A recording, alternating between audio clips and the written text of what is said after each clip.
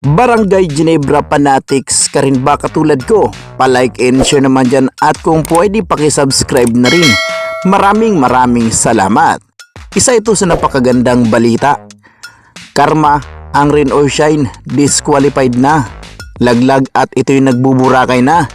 Samantalang Kilin Chungsun, kailangan na nga ba itong papatawan ng matinding parusa nitong si PBA Commissioner Willie Marshall? Yan ang ating mga pag-uusapan for today's video. So mga busing, mamayang gabi mapapanood na naman natin ang sagupaan ng Barangay Ginebra versus Rain or Shine Elasto Painters. Game 6 mga busing. Ngunit ayon sa interview dito kay Coach Yeng Guiao, hindi nga daw siya nababahala. Kayang-kaya nga daw nilang ipaabot ito ng Game 7 mga boss. Kaya hindi problemado si Coach Yeng Guiao. Bagkus ito'y ginaganahan pa nga daw.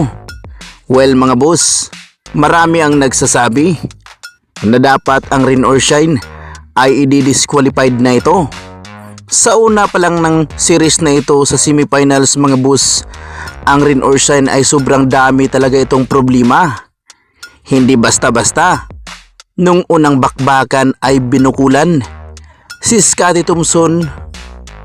Nung pangalawang bakbakan, si RJ Abarientos naman ang gustong bungian. Ngunit nung Game 3, matinding pisikal.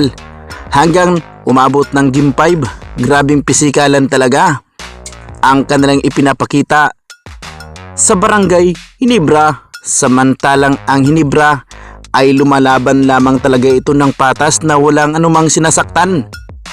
Dumating pa nga sa punto na itong si Coach Yeng at si Boss Al Francis Chua ay nagkasagutan dahil nga sinita mismo na isang coach itong si Boss Al Francis Chua.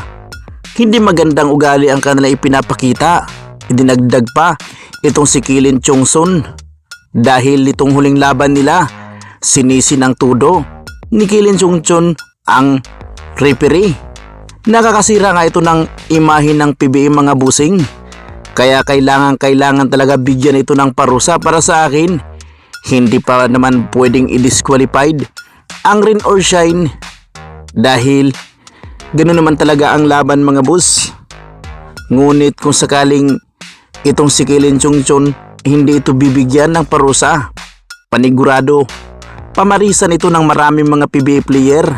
Kaya abangan natin kung ano ang ibibigay na parusa dito dahil dumating kasi sa punto na hindi mapagkatiwalaan ang mga referee sa banat nitong si Chungsun mga boss.